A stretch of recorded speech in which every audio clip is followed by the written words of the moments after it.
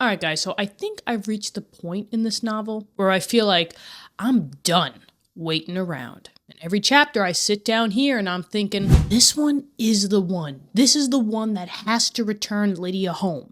And then Jane Austen goes, well, would you like to hear about Wickham's gambling debts instead? No, I would not. I just want to get Lydia back home, okay? Now, I genuinely have no idea how we get out of this mess. I don't know where Lydia is, and I don't know what Wickham truly wants. And I don't know if Mr. Gardner is going to find them. And I definitely don't know what's going on with my dude Darcy. But I have decided that chapter 49 is going to be the one that Jane Austen is going to give us something. Come on, Jane. Give me a location. Give me a letter. Give me something. I don't care. Just give me something. So, with that being said, let's travel back in time 200 plus years and let's see if we can find where Lydia is. Let's go. All right, here we are. Chapter 49. Jane Austen, please give us something. Anything. Please. But don't give me nothing. All right? All right, here we go. Let's hop right on into it. Chapter 49. 2 days after Mr. Bennet's return, as Jane and Elizabeth were walking together in the shrubbery behind the house, they saw the housekeeper coming towards them. Ooh! And concluding that she came to call them to their mother, went forward to meet her. Okay, so we're outside, we're taking a little walk because we know we need it. We know we need the fresh air, the breeze, the trees, and the bees, guys. We need it all because this is this story has been taking a dark turn. So Jane and Elizabeth have been walking. Mr. Bennet's back home. They're walking together in the shrubbery behind the house, and they see the housekeeper. Now, is this the housekeeper that's been in Mrs. Bennet's room the whole time, holding in all the secrets? Could be. And the housekeeper was coming towards them, and they basically made the conclusion, like, oh, okay, the housekeeper's coming. It's probably the one that's in the room. Let's probably go to mommy because she probably needs us, right, to call on their mother. So they went forward. Elizabeth and Jane went forward to the housekeeper. But instead of the expected summons being, go to mommy, go to your mother, okay, because I can't take it anymore.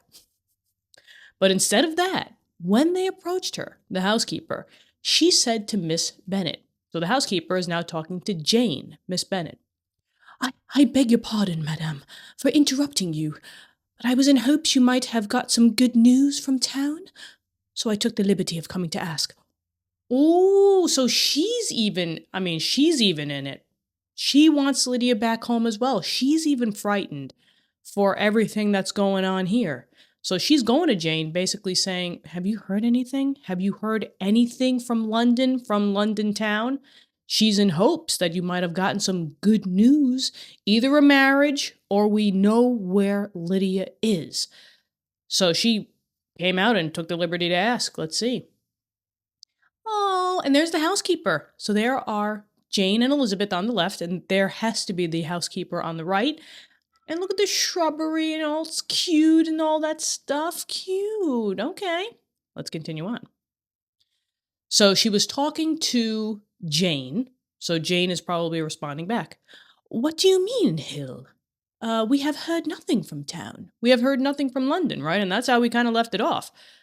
So Mrs. Hill, the housekeeper, comes back and says, Dear Madame, cried Mrs. Hill in great astonishment, don't you know there is an express come for master from Mr. Gardner?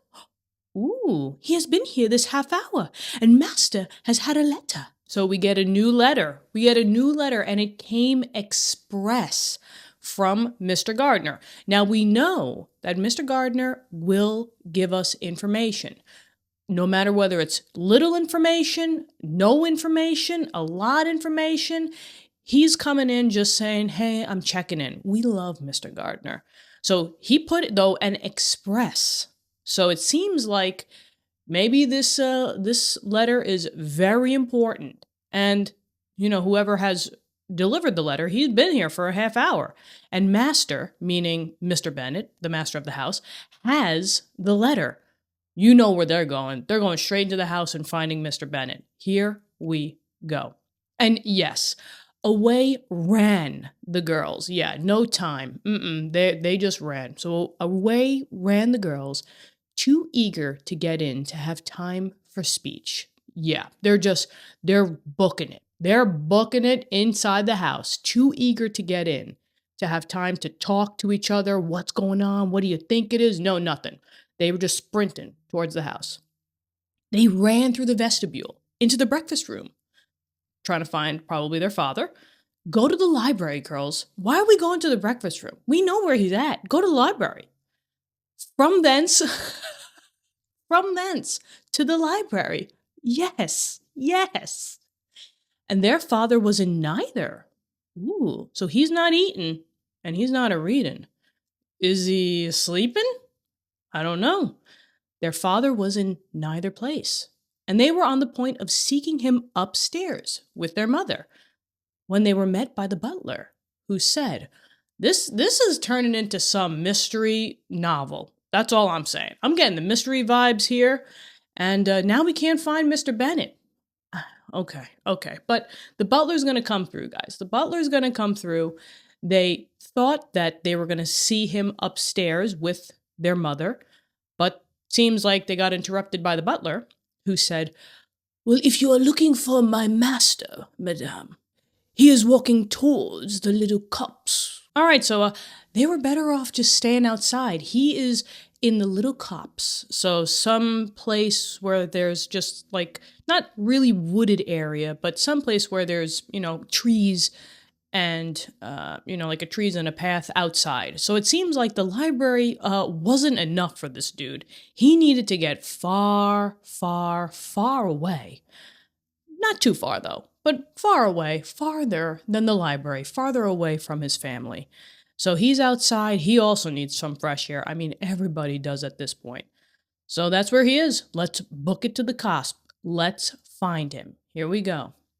Now, upon this information, they instantly passed through the hall once more and ran across the lawn after their father, who was deliberately pursuing his way towards a small wood on one side of the paddock. Okay, so yeah, he's out there by himself. He's probably thinking a lot of thoughts. A lot of thoughts are going through his mind. And this is kind of like the first time that we've been seeing that Mr. Bennet is kind of thinking outside. He has never been really outside this house other than the London town and whatnot, finding Lydia.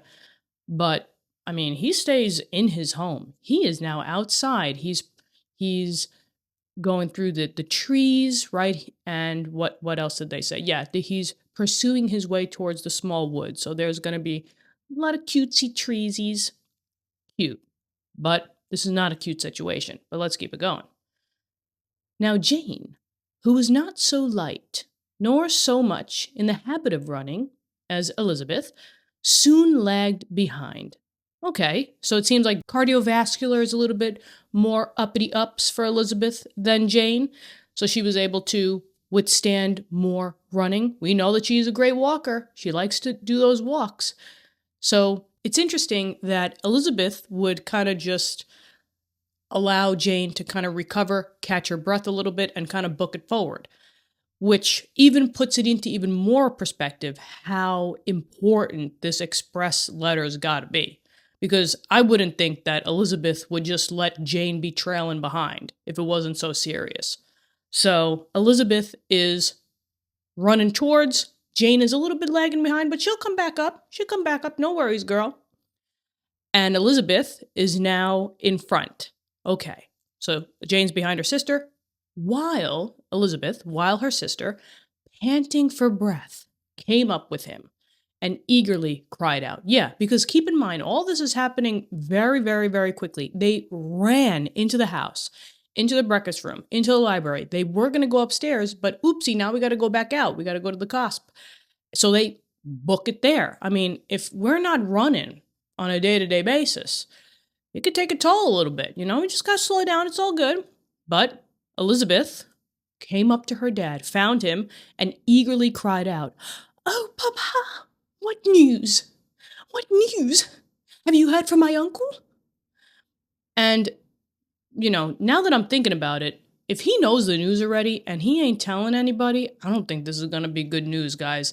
Because what would genuinely make him just want to be away from everybody? You know what I'm saying? If there was some good news, I'm sure that he would have been coming in the house saying whatever the good news was. So I don't know. I don't have a good feeling about this, but let's see. What have we heard from Mr. Gardner?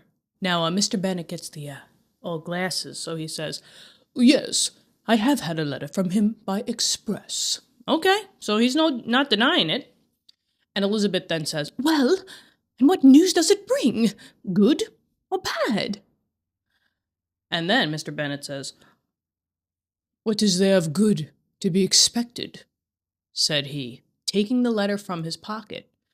"But perhaps you would like to read it." Oh, we're going to read this letter, guys.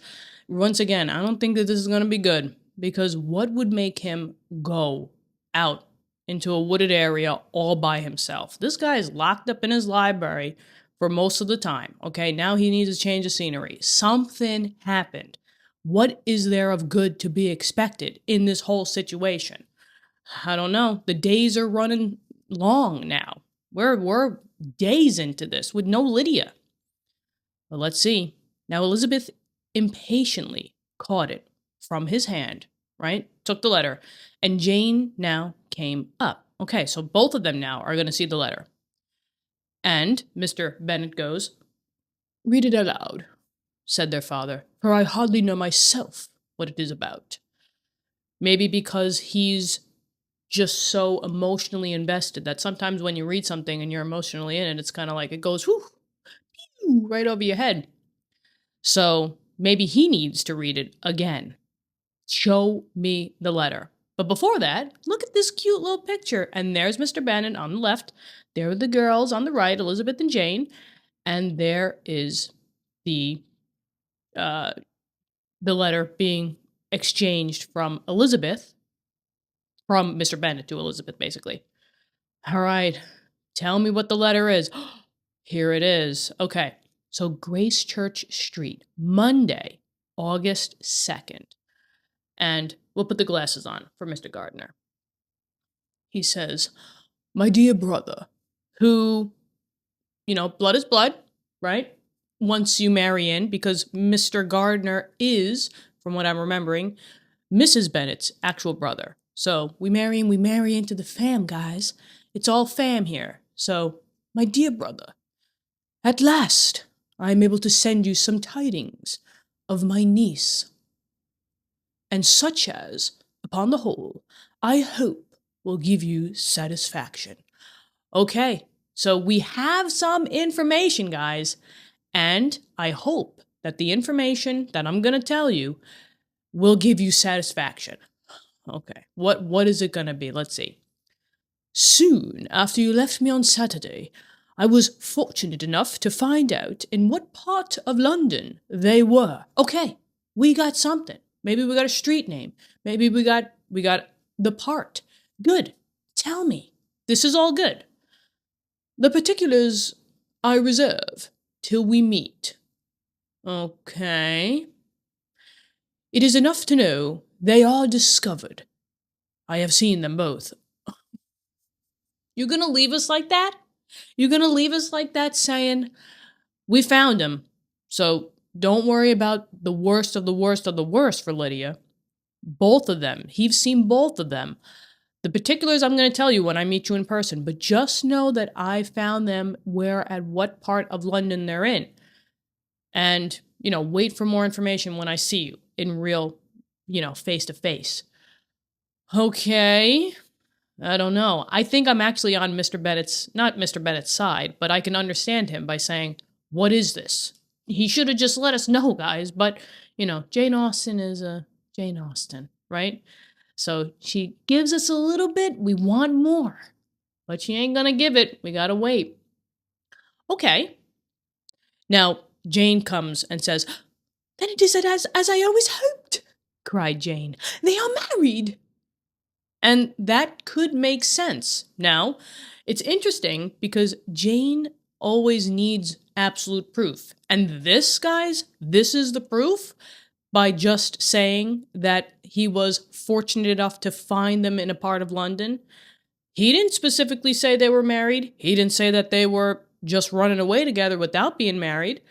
So it's interesting that Jane would have jumped to the conclusion, but I think because she's just so hopeful. Remember, she was losing hope. Was she almost there? Was she almost, absolute hopeless? And I think she just completely was just so ecstatic. She went from like 0 to 100. So Jane thinks that they're married. I don't really think so, right? I need more proof. But let's keep it going. Now, Elizabeth read on. Oh, okay, so there's more. So let's see. Now, Elizabeth read on. So this is still from the letter. And I have seen them both. They are not married. Okay, so there's the proof for that. They are not married. And that's a big no. That's a big no for this whole entire situation. They are not married, nor can I find there was any intention of being so. And that's what we heard through the grapevine with Denny, right? That one time that Denny talked, Wickham told Denny, apparently, that he had no intention of marrying her. And now this has taken a turn for the worse, right? Okay. So, no intention, nor can I find there was any intention. Okay. Even though Lydia truly believed it, guys, from her letter, she is like happy-go-lucky. She thinks everything is going to happen. Her life is going to change for the better. But if you are willing to perform the engagements which I have ventured to make on your side, I hope it will not be long before they are. Okay. So this might go back to Mrs. Bennet talking about, you better get them married. But if you are willing to perform the engagements. Now, I think I know from you guys that basically there's a few ways of getting married in England, right? The one was like the normal way back then where it was with banns, right? And you had to put it out there for like 3 Sundays, I believe, so that people could come and say, oh, I don't want this marriage to happen, and then it wouldn't happen. But you have that type of period for people to come in and say, nah, this ain't good. And it kind of gives, someone who's a minor, if they're in that type of situation, a chance to not marry if it was for pecuniary gain, basically maybe what Wickham would have done with Georgiana. But then I think that there's another way of marriage is you gotta pay. You got money, and if you got money, you could get married quick. And maybe that's this part.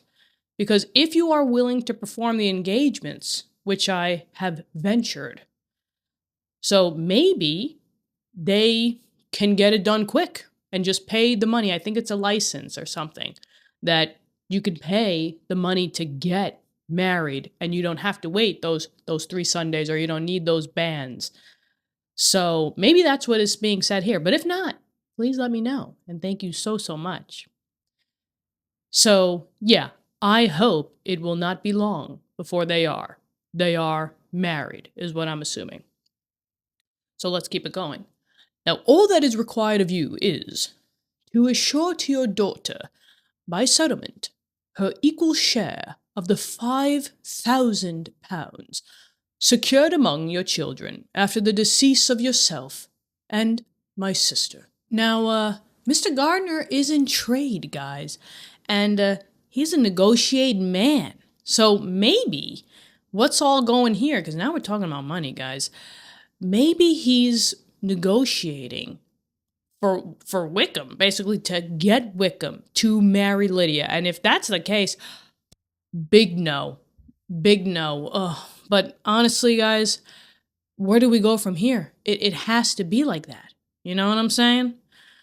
So maybe that's also the idea that Gardner had to go out to Wickham and try to convince him, because there was no intention. He had to convince him to marry Lydia. Still, I want to know why they two are there together. That's what I want to know. I want to know that definite, in concrete, what was the purpose here? But anyway, what is going to be the negotiations, right? So all that's required from you is to assure that your daughter, Lydia, by settlement, her equal share of the £5,000. Now, this is kind of the dowry from what I remember from what you guys are telling me. The equal share would be 5 daughters, £5,000, so each one gets £1,000. I believe this is coming from Mrs. Bennet's share when she came into the marriage. Now, we have £5,000 total. We got 5 girls. 5,000 divided by 5 is 1,000. So Lydia has to come in with £1,000. And guys, we know that she's going to come in with £1,000. Probably in the Regency world, that money now gets transferred to Wickham, and poof, it's going to be gone just like that. That's sad. That's sad. But anyway, so that seems like that's the first thing. We got to settle that. Lydia's got to come in with £1,000 with the marriage. Got it. Track it. And he continues, so there's something else. And moreover, to enter into an engagement of allowing her, during your life, £100 per annum. Okay, so yes, because also for the last one, with the £1,000, this ain't coming in today. That £1,000 is coming in when Mr. and Mrs. Bennet unfortunately pass away. But once again, it's going to come in, and honestly, guys, it's going to be poof, it's going to be gone. Because I don't think that women, I think maybe that money might transfer over to Wickham. But that seems like a Regency law, which I would love to know, if you guys know. But thank you. But also, the £1,000 after they unfortunately pass away, but while they're living, you got to give Lydia £100 a year per annum. And once again, if Wickham gets a hold of that money, if it gets transferred over to him, poof, goodbye. So it seems like we got 2 things on the table here. We need that settlement of £1,000, and you got to give her 100 every year. All right, okay. They're trying to make it work. They're trying to make it work because honestly, guys, where do we go from here? The reputation has to take it this way, even though it's unfortunate. But let's continue on because Mr. Gardner's not done. He says, these are conditions which, considering everything, I had no hesitation in complying with. So, considering everything that's going on about Lydia coming home, she needs to be married, it's just gotten too much out of hand. She needs to get married to this guy. So, there's no hesitation in complying with these offers, as far as I thought myself privileged for you.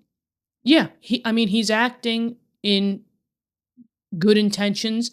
This is a privilege that he could do. And also, he's in trade, so he makes negotiations all the time.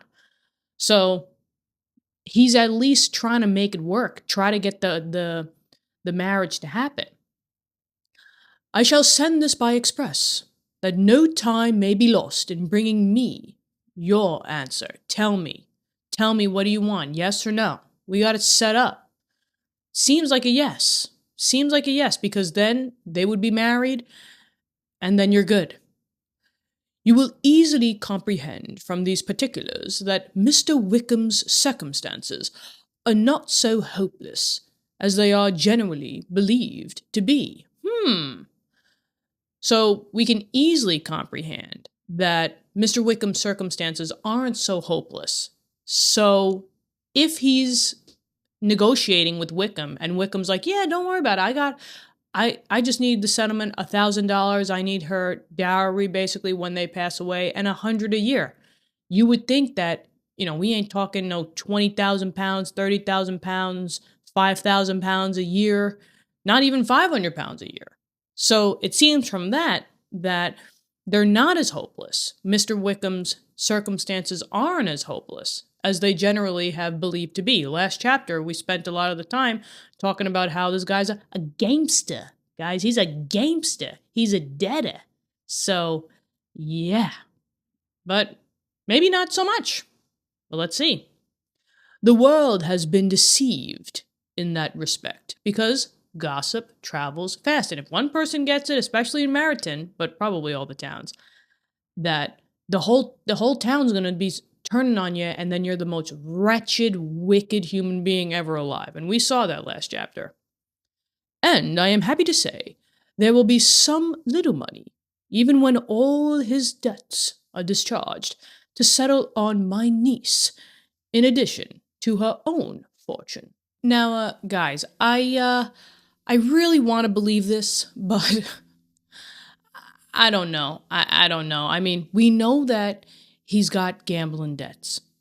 How much? We don't know. We know that he's got other debts in Meryton, right, for the tradesmen. And everything that we heard of from Darcy, right? How he's taken 1,000, he took 3,000 pounds.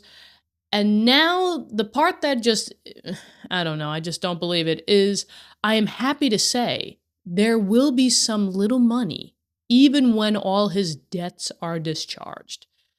I don't know. I'm under the impression that he's paying whoever to pay the other dude, right? Peter to Paul, right? I can't see this guy having all of his debts discharged. I can't see it. He might talk you into it, and I think that's what he was doing. I think he's just trying to make a deal because he's getting money out of it. That's what I'm saying. But it's interesting because there's going to be some little money settled on Lydia, meaning that maybe Lydia gets to keep some money as the marriage keeps going, in addition to her own fortune. So even from here, he's happy to say, do we know this for certain, guys? I don't know. I mean, this is from not Gardner, but this is from Wickham's mouth, because clearly Gardner is going to write down whatever Wickham said as far as the negotiations. I don't know. Something's just not adding up. We know too much about this guy. I think that he's got tons more. I think that this is an opportunity to get some money to pay some of his debts off. And I don't think that he's able to see way, way, way into the future. He has debts now, and he's going to do whatever he needs to do to pay the debts now. So even a little bit of money that he might be able to get, he's going to spend it on maybe paying back the debtors, or maybe just even gambling some more. Who knows? But I just don't think that all of his debts are going to be discharged. Because honestly, who's paying for this? Who's paying for this? The £1,000 isn't going to be coming until Mr. and Mrs. Bennet passes away, and the $100 per year isn't going to do anything for these debts. So, and I wouldn't think that a lieutenant position would be able to pay off all these debts. So who's paying him? I don't know. I got questions. But anyway, let's keep it going. Now he keeps going and saying, if, as I conclude will be the case, you send me full powers to act in your name throughout the whole of this business, I will immediately give directions to Haggerston for preparing a proper settlement. Yeah, basically, you have the authority because I am not Lydia's father. I'm trying to do my best and make decisions for her in the best way that I can, but ultimately I'm not her father. So you need to give me the nay or yay, right? So send me full powers to act. Tell me if I'm going to go through with this. And if so, he's going to immediately go to Haggerston, maybe another town, to prepare a proper settlement. And there will not be the smallest occasion for your coming to town again. Yeah, do not come here. Do not. I mean, he was just in desperation mode. There's no small occasion. He's got it covered. Just give me some legal binding document, give me something in a letter so that I can go forward with this. And therefore, stay quietly at Longbourn and depend on my diligence and care. Yeah, because, I mean, he would be able to do this deal way better than Mr. Bennet could. So, okay, let's keep it going. Send back your answer as soon as you can, and be careful to write explicitly. Yeah, it's a legal binding document, maybe, so it needs to be written down. No beating around the bush here, guys. So it needs to be written explicitly in words, what you want. We have judged it best that my niece should be married from this house, Gracechurch Street, and we have judged. So maybe another negotiation from Wickham and Mr. Gardiner. We have judged it best that Lydia would be married in London, Cheapside, Gracechurch Street, of which I hope you will approve. She comes to us today. I shall write again as soon as anything more is determined on. Yours, etc. Edward Gardiner. Ooh. All right, well, at least we know that Lydia is safe and she's coming to Gracechurch Street. She's coming to the Gardiner's house. Okay. And it seems like maybe you could even do this today. So it kind of maybe goes back to the saying of you could get a marriage done if you got the money. And that's maybe what the settlement's all about. But I'm learning so much from you guys, especially about like Regency history. And it's crazy how much you learn history-wise reading literature. So we're like killing two birds with one stone, guys. I'm loving it. So let's keep it going. But this is the end of the letter. All right. So Elizabeth comes in and says, "Is it possible?" cried Elizabeth when she had finished. "Can it be possible that he will marry her?" I mean, you gotta wonder because A, this is the only way out for Lydia. And that stinks, guys. But this is the only way out. But on the other hand, is it possible that he will marry her? If there was no intentions, he's got a lot of debts. But Jane comes in and says, "Well, Wickham is not so undeserving, then, as we have thought him," said her sister. "My dear father, I congratulate you." And there it is, guys. Whoop, there it is. Jane is back to being Jane. That apparently Wickham is not so undeserving. So, undeserving, not deserving, not so, he's deserving. You just called him a gamester. Last chapter. Oh, my gosh, okay. But, this is the proof. This is the proof. And now everything is turned for the better. But honestly, I love the difference between the two sisters because Elizabeth is crying out. I mean, she's in shock. That can this even be possible? Can Lydia's reputation and my own be saved, basically? Meanwhile, Jane is like, "Oh, he is a good guy. He is a good guy. Congratulations, Dad. Lydia's the first one out." Oh, my gosh. But honestly, where are they even going to go? Where are they going to go? Lydia doesn't have a home, and I don't think Wickham does either. Well, where are they going? Okay. But Elizabeth comes back and says, "And have you answered the letter?" said Elizabeth. But her father says, "No, but it must be done soon. So, yeah, you better think on it. Come on." Like, Mr. Gardiner did the work that you probably wouldn't have been able to do. So this guy's a negotiation king. But he's got to think on it. Here we go. And that's probably why he was in the the cops, because it's Wickham. But we'll keep it going. Now, most earnestly did she then entreat him to lose no more time before he wrote. Yeah, this is important. You got to make a decision. So we're not wasting any time. Come on. So this has to be Elizabeth. "Oh, my dear father," she cried, "come back and write immediately. Consider how important every moment is in such a case." Yeah, because you don't even know with Wickham. He might just say, "Yeah, everything's all good," and then you guys go run off. You got to do something else in another room, and poof, this guy could be gone. So, you gotta write immediately. This guy's a hopper from town to town. So Jane comes in and says, "Let me write it for you," said Jane, "if you dislike the trouble yourself." Kind of goes back to how she was writing frantically, and she's like, "I don't even know what I'm writing." But I think in this case, she would much better. Her writing would be much better. So their father comes in and says, "I dislike it very much," he replied, "but it must be done." Now, I dislike it very much, but it must be done. I take this as two things. They're talking about writing, right? So he could be saying, "I dislike writing, but I must write." Or he could be saying, I don't like this marriage, but it must be done. So it's interesting. What do you guys think? I don't know. They keep saying, let's write. And it seems like they're not giving him an option, especially Jane. Jane is like already saying congratulations. She's all about it. But I don't know. It seems like either way, it must be done. The marriage must be done. It seems like they're going to get married, guys. Ugh, okay. But I understand that it has to be done. But here we go.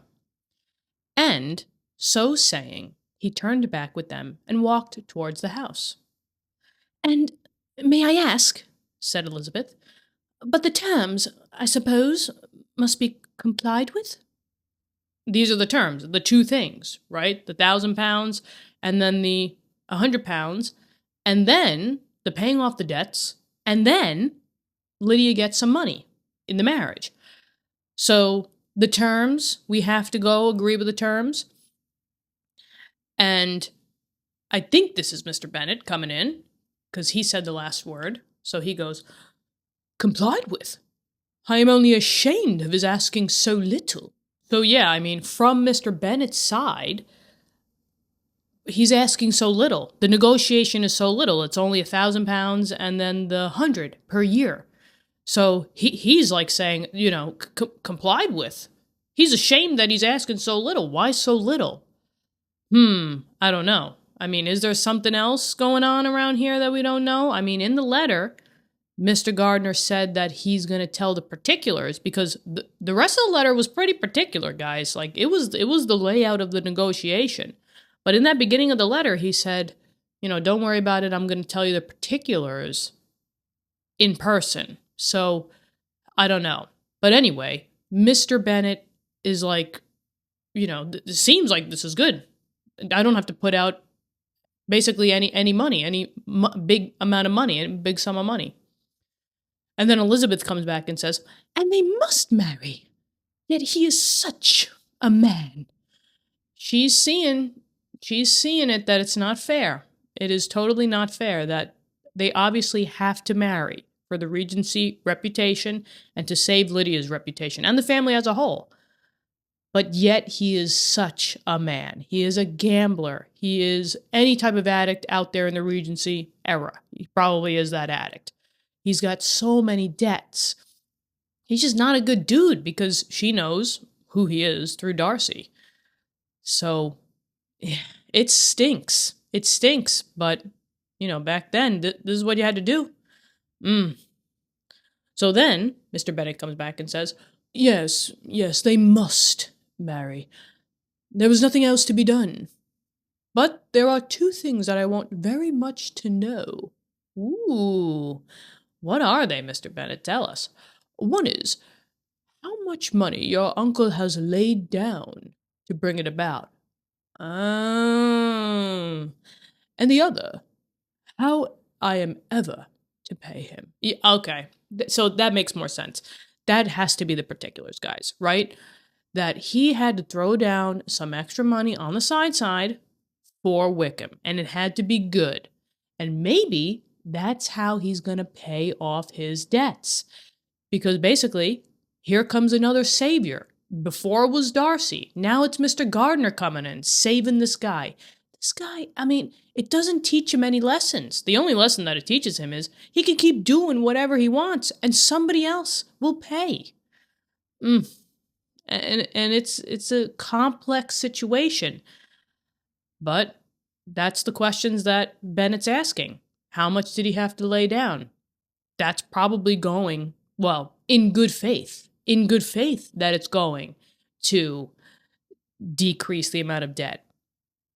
But he just might be spending it more, gambling it more, and didn't do anything to the debts. And then the second question is, how am I ever going to repay him back? Which, that's a heavy burden to hold. It's a financial burden. So, Now Jane comes back and says, money? My uncle? Cried Jane. What do you mean, sir? What do you mean? That there's extra negotiations that was going on with Wickham and Gardner to make this all happen? So, Mr. Bennet comes back and says, "Well, I mean that no man in his proper senses would marry Lydia on so slight a temptation as 100 a year during my life, and 50 after I am gone." Yeah. Yes, because the 100 is what it was, and the 50 is from the interest, probably from that £1,000 that they live off of, that interest from the settlement from Lydia, the 5,000 divided by 5 for the 5 girls. So that makes sense. So Mr. Bennet, he can see through it, that there's no man that would marry Lydia. She has basically nothing going on for her besides the 100 a year and the 50 from the interest from the 1,000. She's got no home. She's got no prospects. The family connections is really none, except for the Gardners. But that's really the ones that are helping her out here. So why would someone marry Lydia? And he's asking the right questions. He's thinking about it. But let's keep it going. So Elizabeth says, "Well, that is very true, because honestly, it is. Lydia doesn't really have much as far as monetary gain going on for her. So something had to have happened between the two of them, Gardner and Wickham. Though it had not occurred to me before. His debts to be discharged, and something still to remain. Oh, it must be my uncle's doings." Yeah, exactly. That's how the debts are getting discharged. Because I remember saying, how are they gonna? Right? It's not on a lieutenant's salary. He's got no home. He's got debt. So where's the money coming from? It has to be from Mr. Gardner. They had to have settled on some more money. "Generous good man. I am afraid he has distressed himself. A small sum could not do all this." Yeah, because once we don't know what, Mr. Gardner's coming, what he's packing with, basically. So we don't know how much really he has going on. So can he afford this? Obviously, he would do something like this to help out his niece, because this is a really bad situation. This is, the whole family's reputation. So Elizabeth thinks that he may have distressed himself. I mean, both mentally, financially, could be. So, yeah, and a small sum could not do all this, right? I mean, it had to have been a lot. Thousands and thousands and thousands of pounds, if I had to guess. So Mr. Bennet comes back and says, "Well, no," said her father. "Wickham's a fool if he takes her with a farthing less than £10,000. Yeah, I mean, thousands. We're talking thousands of pounds. Whatever the debts are, plus some, from what I would say. So he's a fool if he takes a farthing less than £10,000. So farthing, I would think, is some denomination of money back in those days. But even still, it's probably close to £10,000. He would be a fool not to do that. And I should be sorry to think so ill of him in the very beginning of our relationship." My dude, this is not the time to be going all snarky snark. Now, yeah, I mean, he would be a fool. He would be a fool to take the deal less than £1,000. And I would be sorry to think so ill of him in the beginning of our relationship. So their new family relationship. And he would be sorry to think so ill of him because he would be a dummy if he took this marriage for less than 1,000. That's some, that's some Mr. Bennet witticisms here from what I'm picking up. I think he's just trying to make light of the situation, but it don't look good. But yeah, I mean, there had to probably be a lot of money, and it's kind of interesting how much Mr. Gardner would go to save his family's reputation, because we ain't talking about just Lydia's reputation. It's basically the whole family's reputation, and he has a lot of stress on his mind to get it done. But also he's very successful in trade, but he ain't no Darcy. So how much does he really have, and how much can he spend? I mean, he's got Mrs. Gardner, he's got 4 kids, he's got his own marriages that he's got to go through, his own, with his kids and the house and everything else that he's got to pay for. So, I don't know, but he'll do it for love. He'll do it for love of the fam. But let's keep it going. So this is Elizabeth, and she says, £10,000? Heaven forbid. How is half such a sum to be repaid? Yeah, because that was one of Mr. Bennet's questions. How am I going to repay this? Honestly, he cannot. He cannot. And £10,000 is a lot. How are we going to repay him? But Mr. Bennet made no answer. And each of them, deep in thought, continued silent till they reached the house. And their father then went to the library to write, and the girls walked into the breakfast room. He's writing the letter, guys. He went straight to the library, shut the door, leave me alone. This marriage has to get done. So I think it's a done deal, guys, which I do not like, but I understand it. And this stinks. But, all right, so now we have Jane and Elizabeth coming into the breakfast room. And Elizabeth goes, "And they are really to be married," cried Elizabeth, as soon as they were by themselves. "How strange this is! And for this we are to be thankful." Yeah, AKA, because it was a family reputation thing going on here. So this is so strange. The youngest daughter is getting married to, a shyster, a gambler, a gamester, just not an overall good dude. Oh, he's in the fam now. How strange this all is. And for this, we are to be thankful because, it's going to save them from ruin.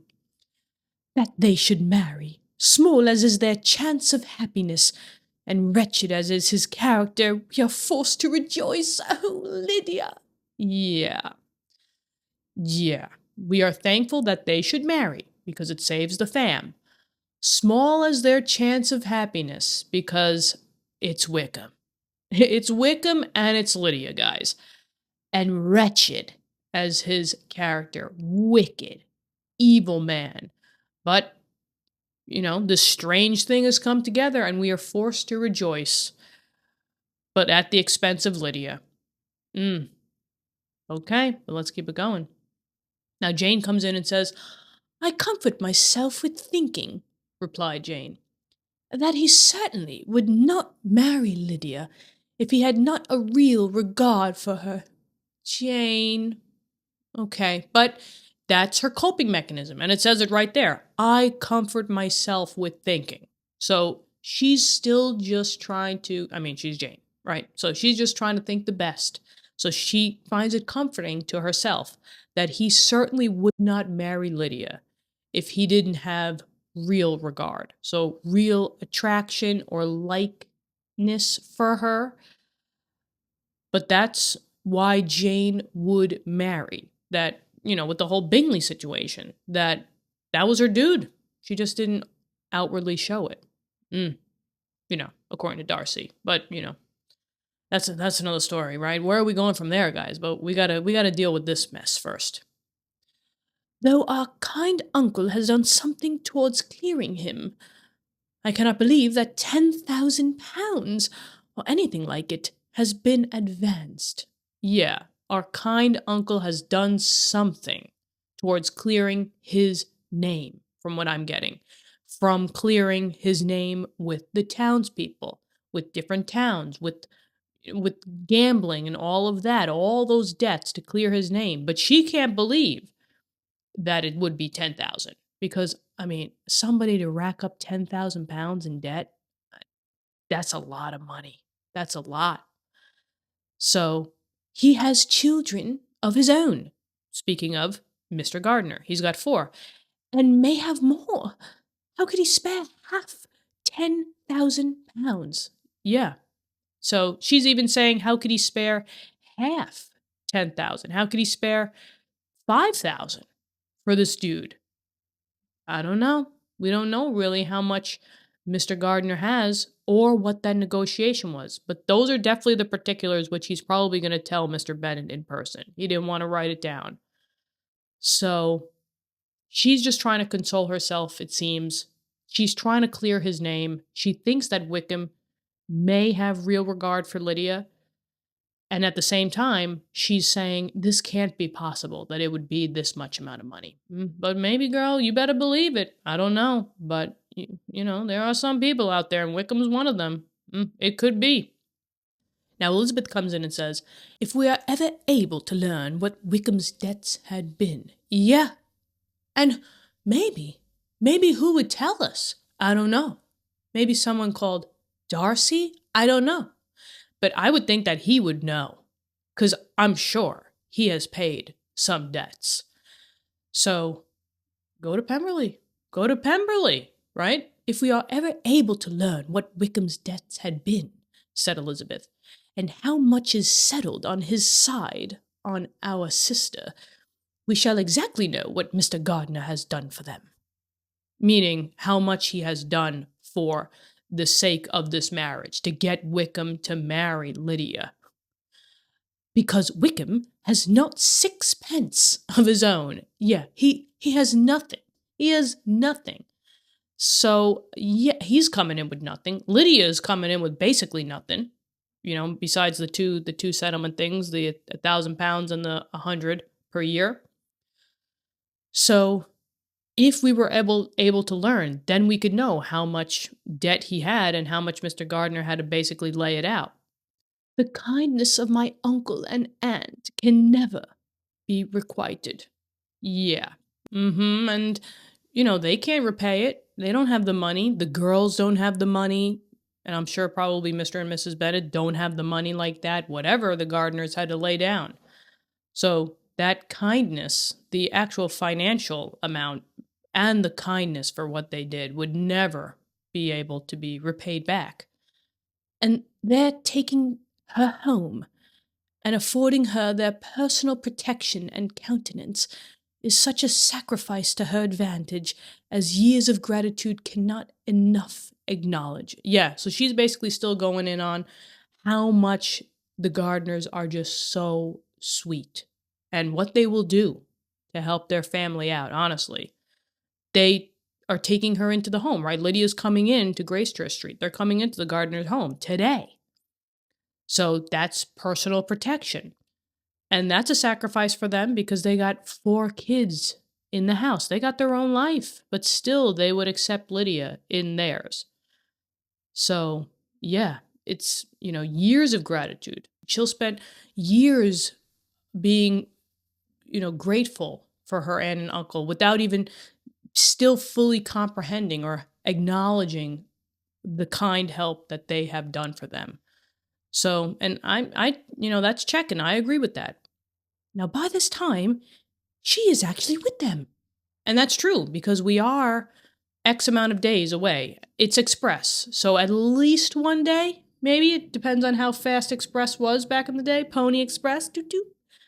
But at this time, because the letter did say that she was coming today, that she's there already. Lydia's there in Gracechurch Street.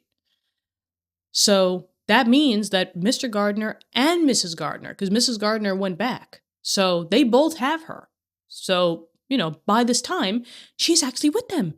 And if such goodness does not make her miserable now, she will never deserve to be happy. What a meeting for her when she first sees my aunt.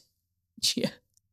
I think Lydia is probably going to enter the door, see her aunt and uncle, and just be like, "What up, guys? I'm really getting married? Oh my gosh, I can't believe I'm getting married. Well, what am I wearing? What am I wearing?" And I think that's the biggest difference from what I'm reading here with Lizzie to how Lydia is going to take this whole thing.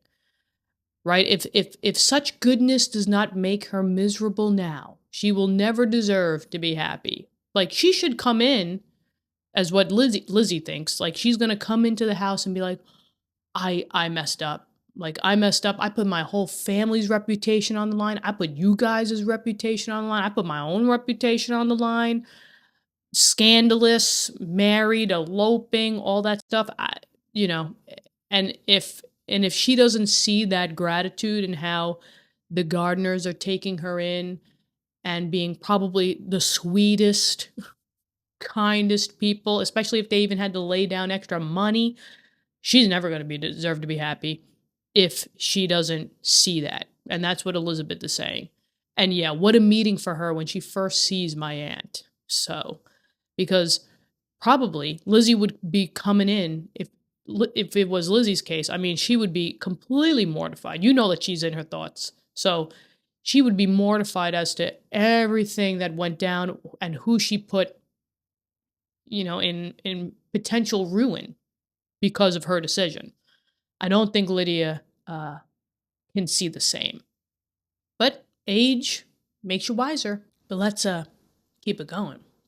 So now Jane comes in and says, well, we must endeavor to forget all that has passed on either side.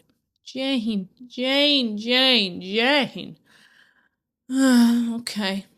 So it didn't happen. It didn't happen, guys. Yeah. Okay, Jane. And I hope and trust they will yet be happy. His consenting to marry her is the proof. The proof in the pudding is the tasting. No, guys, come on. Yeah. But this is Jane. Jane is such an optimist. And Elizabeth is way more of a realist that I see going on here. So she hopes and she trusts that nothing but goodness will come to them and they will be happy together. And his consenting to marry her is proof. So, okay. And I will believe that he is come to a right way of thinking. Their mutual affection will steady them. Jane, I really think that she's like projecting at this point as to what she wants in a marriage. She wants this. Somebody to actually want to spend their life with and that you love and that you cherish. And that is totally Jane. So, yeah. Now, their mutual affection will steady them, and I flatter myself they will settle so quietly and live in so rational a manner as may in time make their past imprudence forgotten. Okay. I guess that's all I gotta say for Jane, is that I do understand her. She is just such an optimist. And I guess that would be her way of putting herself in her own shoes and doing this if she was Lydia, basically. So she still hopes for the best with everything that she knows. The marriage is here. And she's like, well, guys, the marriage is going to be here. Let's just hope for the best and just well wishes for the future. But let's keep it going. Now, Elizabeth says, well, their conduct has been such, replied Elizabeth, as neither you nor I nor anybody can ever forget. It is useless to talk of it. Yeah, I'm more of a realist here. The whole shebang that they put the whole family through. Yeah, you can't forget it. You can't just forget it and poof, it didn't exist. It's useless to talk on this subject. Let's move on, basically. Your head is up in the clouds, Jane. But that's the difference between Elizabeth and Jane. Now, it occurred to the girls that their mother was in all likelihood perfectly ignorant of what had happened. Yeah, because if nobody's going up to tell her, she ain't gonna know. And I'm sure Mr. Bennet didn't tell, because Mrs. Hill, came down and said, what was the news? So Mrs. Bennet doesn't know. They went to the library, therefore, and asked their father whether he would not wish them to make it known to her. Tell us. Do you want me to tell Mommy? Do you not want me to tell Mommy? Right? What are we going to tell her? So they asked their father whether he would not wish them to make it known. Do you not want us to go upstairs to tell Mommy? Or what are we thinking here? Now he was writing, and without raising his head, coolly replied. And we need the glasses here for this. And he says, scribbling down on the paper, and he says, "Just as you please." Hmm. AKA do what you want. Yo, he's because if you tell Mrs. Bennet the bomb is gonna explode off, guys. I mean, she's gonna be, well, first off, she's gonna be so over the moon, and she probably wouldn't even want to know the specifics, because the whole thing that she wants to know is, are they getting married? That was the whole thing. So as soon as you tell her that she's getting married, she's gonna want to give her the best of the dresses, the best wedding, and everything. So you want to tell her? Just as you please. Go on. Go tell her. You make that call. I'm not going to make that call. Very, very coolly. Yeah. So I ain't going to tell you what to do. You do as you please. But let's keep it going. May we take my uncle's letter to read to her? And he says, take whatever you like and get away. AKA, you're going to need all the help you can get, ladies, okay? Because your mother's going to explode. So, take what you want. Godspeed to you. That's basically what's going on. So, let's see. Now, Elizabeth took the letter from his writing table, and they went upstairs together. Here we go. Mary and Kitty were both with Mrs. Bennet. One communication would, therefore, do for all. Yes, do it once. You don't have to do it 15 million times. Get everybody together. Now everybody in the whole entire house is going to know, and you won't have to tell the same thing twice, 3 times. So we got Mrs. Bennet, Mary, and Kitty upstairs. We're all going to now let them know that Lydia is getting married. Here we go. After a slight preparation for good news, the letter was read aloud. Oh, here we go.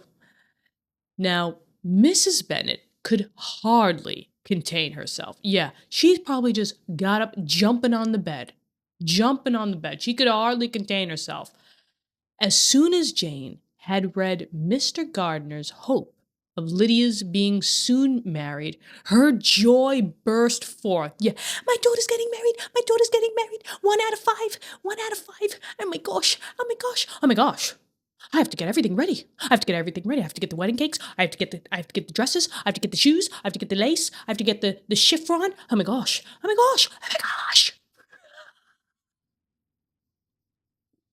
mean, okay. So her joy burst forth, and every following sentence added to its exuberance. Yeah, can you imagine reading this letter? You say one sentence, she's at 100%. You say the next sentence, she's at 200%, 300%. She was now in an irritation as violent from delight as she had ever been fidgety from alarm and vexation. Yeah. So, to know that her daughter would be married was enough. That's all she needed to know. She does not want to know the specifics. She doesn't want to know anything going on. The whole thing about her is she just wants her daughter married, and that's going to save everybody from ruin. She was disturbed by no fear for her felicity, nor humbled by any remembrance of her misconduct. I mean, guys, would we expect anything less from Mrs. Bennet? No. I mean, you just said the word marry, and that's it. She went into a frenzy, and she doesn't even care about her daughter's felicity, her happiness. She's like, oh, is she actually going to be happy with Wickham? She don't care. It's a marriage. And she's not humbled by any remembrance of her misconduct. She, snuck out at night. She was gone for X amount of days. Could have been eloped, could have not, went to Scotland, I don't know. Now we're not, now we're here, married. Now everything's all good again. So, yeah. But this is what she wanted, and that's what she got.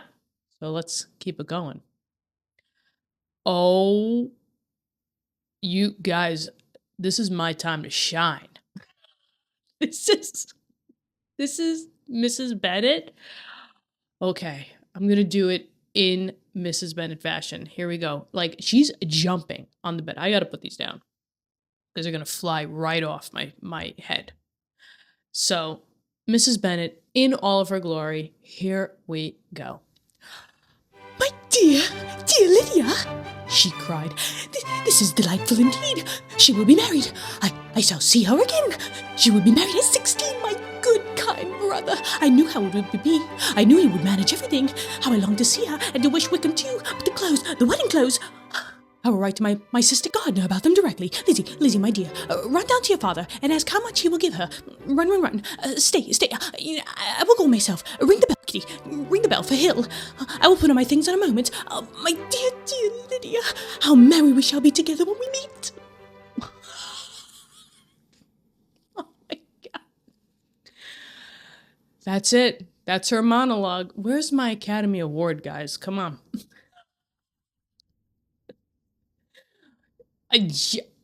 The best part about this was what? This was the best part. Lizzie, my dear, run down to your father and ask him how much he will give her. But stay there. I'm gonna go myself. So, hold on. Was there anything useful about this besides that she just went into outer space? She's married. She'll be married at 16. It's like a triumph for her. Mrs. Bennet just does not understand anything that has went on. My good, kind brother, because he did the negotiations. I knew how it would be. I knew he would manage everything. I mean, that's a slight at your husband. How I long to see her and to see her dear Wickham too. Oh my God. This girl's on another planet, guys. And unfortunately, we can't bring her back. But the clothes, the wedding clothes, I will write to my sister Gardner about them directly, because that's where she's staying. Lizzie, my dear, run down to your father and ask him how much he will give her for clothes. Meanwhile, she said the whole time, you're gonna get X amount, you're gonna get an infinite amount of money for the clothes. Okay, but now we see that, it's the deed has been done, and she don't hold up her end of the bargain. Not that she was able to anyway. But yeah, ring the bell, Kitty, for Hill. I will put on my things in a moment. My dear Lydia, how merry we shall be together when we meet. Yeah, because you two are two peas in a pod. But let's keep it going. Now, her eldest daughter endeavored to give some relief to the violence of these transports by leading her thoughts to the obligations which Mr. Gardner's behavior laid them all under. And yeah, I mean, this kind of goes back to what I believe it was Elizabeth saying, that, we can never pay back what he has done for us. And it's coming back again. And now this is Jane saying it, Mrs. Bennet's eldest daughter. So Jane, by leading her thoughts to the obligations which Mr. Gardner's behavior laid them all under. That basically without this dude, they wouldn't be in this situation. So they have to be extremely grateful for Mr. Gardner. We don't know how much money he had to put on the line to pay the debts off, but I mean, he had to do something. So Jane says, "For we must attribute this happy conclusion," she added, "in a great measure to his kindness. We are persuaded that he has pledged himself to assist Mr. Wickham with money." Yeah, because he needs to pay off his debts. How much money? We have no idea. But let me tell you that we think that he had to have paid him a lot more than what the letter says to get Wickham to comply, basically. So we are indebted to this guy. Now, it seems like, and it's actually interesting to think, because Mr. Gardner is going to pay Wickham's debts, but basically the debt has been transferred from Wickham now to the Bennet family, because now they feel that they are indebted to Mr. Gardner. So it's interesting to kind of think that, if one man's debts are paid, somebody else holds the debt, and that's now the Bennet family. Whether they can pay him back, I don't know, but, debted in gratitude, especially. But let's continue on. Oh no. Monologue part 2, guys. Here comes Mrs. Bennet again. Okay, let me compose myself. Here we go. Well, cried her mother, it is all very right. Who should do it but her own uncle? If he had not had a family of his own, I and my children must have had all his money, you know. And it is the first time we have ever had anything from him except a few presents. Well, I'm so happy. In a short time, I shall have my daughter married, Mrs. Wickham. How well it sounds. And she was only 16 last June. My dear Jane, I am in such a flutter that I am sure I can't write. So I will dictate and you write for me. We will settle with your father about the money afterwards, but the things should be ordered immediately. Gosh. Guys, if you haven't known by now, Kiki, in like 3rd, 4th grade, when we started to read, chapter books out loud, and anybody who wanted to read out loud raised their hand. Who raised their hand, guys? Yeah, it was me. It was always me. I don't know. We all, on this channel, we all love to read, obviously. And just like we see in Jane Austen's time, there is something to read out loud and to listen. So it's interesting how human behavior, and we've been seeing it from this novel, guys, that it has not changed for, 200 plus years. But anyway, is there anything to take from this now? Let's see. Well, it's very all right. Okay. Once again, she cannot comprehend the vastness of Mr. Gardner's kindness, basically. Her own brother's kindness. But who should do it but her own uncle? Okay. If he had not had a family of his own, I and my children must have had all of his money. Okay, because maybe he's older, it seems like he's the only male of the family, so he might have had to take them on as a burden, from what I'm learning in the Regency period. Let's just see. And it's the first time we have ever had anything from him except a few Girl, just goodbye. You're lucky that you got some presents, okay? Well, I'm so happy, and in a short time I shall have a daughter married, Mrs. Wickham. How well it sounds. It sounds so great, let me tell you. And remember, she's only just 16 last June, guys, okay? My dear Jane, I am such a flutter that I am sure I can't write. I love how it's always Jane who's going to write. She must have the best penmanship. But she's going to dictate, and Jane's going to write for her. We will settle with your father about the money afterwards for the wedding attire, I would assume. But the things should be ordered immediately. Okay. All right. Let's just keep it going here.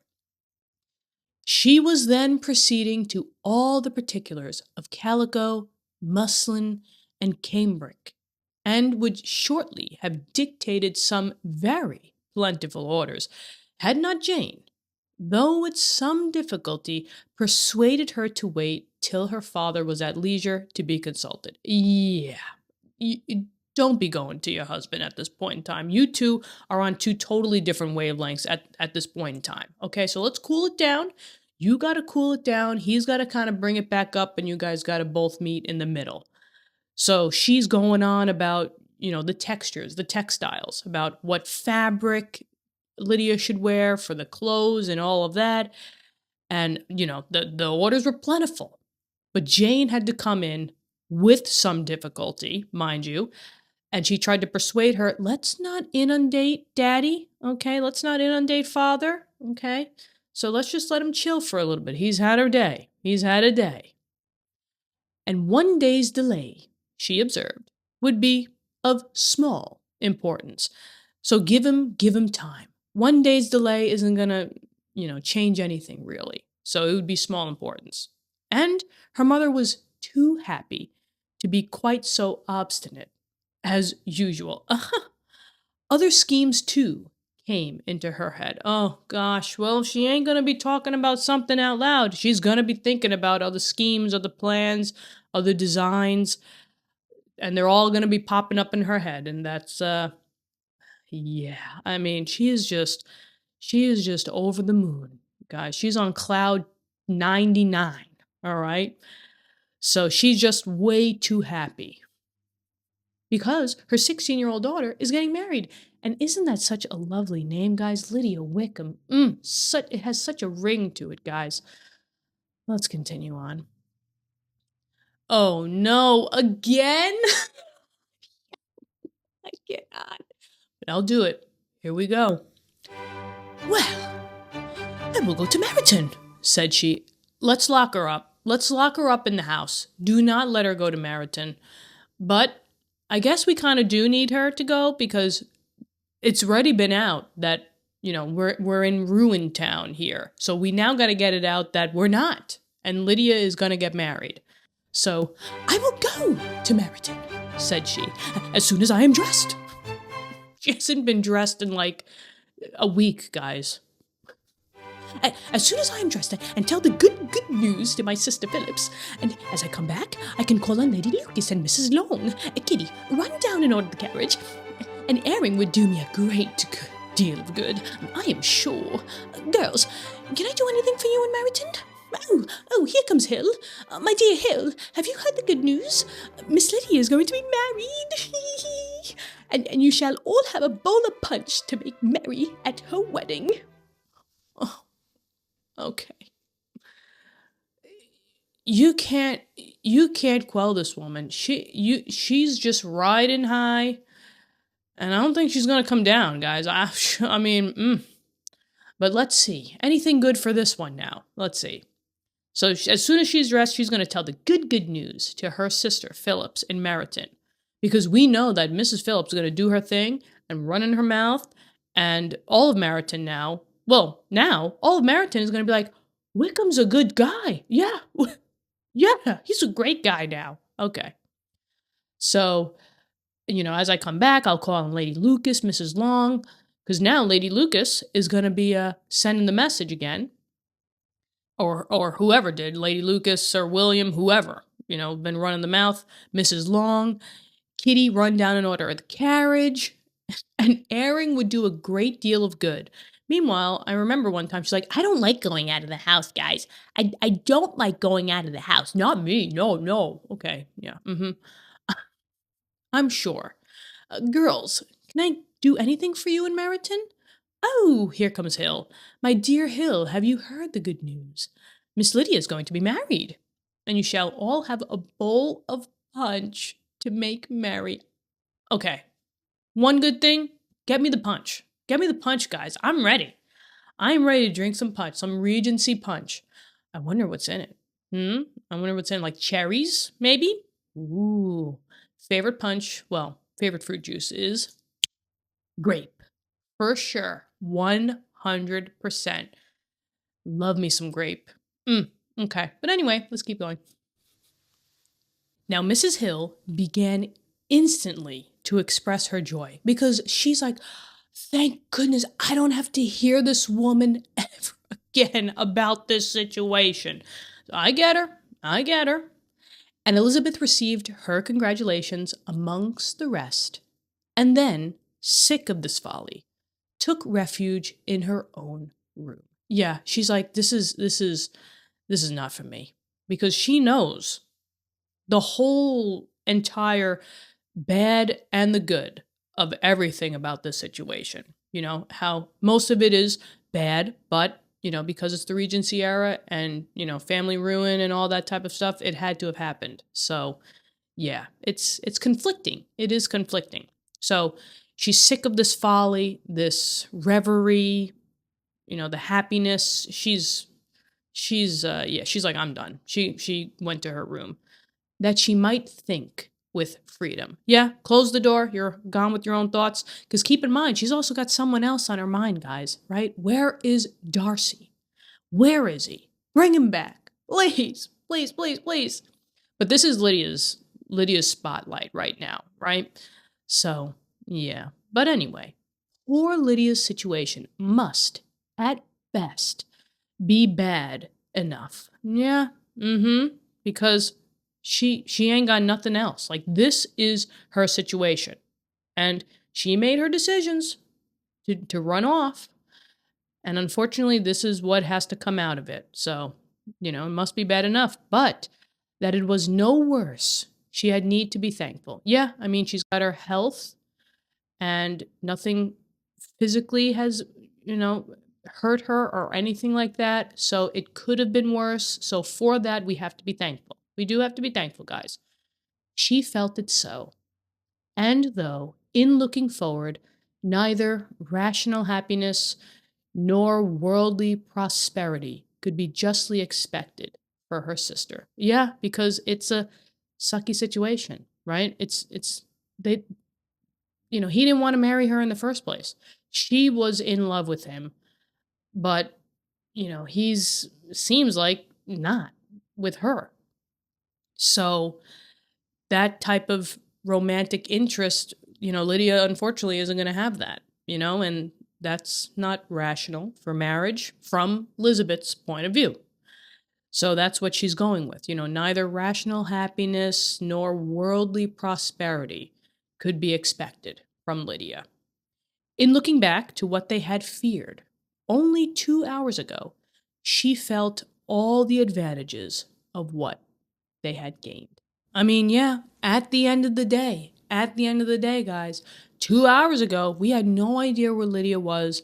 We had no idea if they were going to get married. We were thinking about financial ruin. Now, 2 hours later, look at everything of what they have gained. That the family was saved, reputation-wise. Lydia's reputation has been saved. She's getting married. There's still some, about the whole situation, but it's way better off than where the Bennet family was 2 hours ago, for sure. And I would take it as a win. It's a complex win, but I think overall, Wickham, but it had to be done. And Lydia's getting married. All right, guys, we found Lydia. Yes. And somehow I am relieved, but also horrified by the solution. Because Lydia is safe. She's going to, unfortunately, marry Wickham. Her reputation will be salvaged, and the search for her can stop in London town. But the prize at all of this is that she's getting married to Wickham. And I think that's really what got me this chapter. Because Mrs. Bennet hears marriage and immediately goes, We won! My daughter's getting married at 16! Meanwhile, Elizabeth is basically saying, we did not win, we just avoided losing everything. Because yes, the marriage does fix Lydia's social problems, but it does not fix Wickham. It does not make him trustworthy. Does not erase his gambling. And it doesn't make Lydia somehow more mature. But then there's Uncle Gardner, because, excuse me, who paid for this? Wickham's debts are getting cleared, there's money left over for Lydia. Mr. Bennet is barely being asked for anything, and Wickham suddenly agrees to marry a girl in which he had no intention of marrying in the first place. The math is not mathin'. And Elizabeth thinks that, Uncle Gardner swooped into London and basically purchased their entire family a way out. And if that's true, sir, you are carrying the Bennet family on your back, my dude. All right, so current standings. We finally found Lydia, guys. She's getting married. Wickham is apparently purchasable. Jane is just happy that her sister has a way out. Mr. Bennet is relieved, but he is also convinced that this man was purchased for a lot of money. Mr. Gardner is carrying this whole entire family on his back. And me, waiting to see how much Uncle Gardner had to spend to pull this marriage off. All right, so you know the drill by now. Let's get some water in, or your drink of choice, whatever that is. And when you are ready, I shall see you for chapter 50. Let's go, guys. Kiki?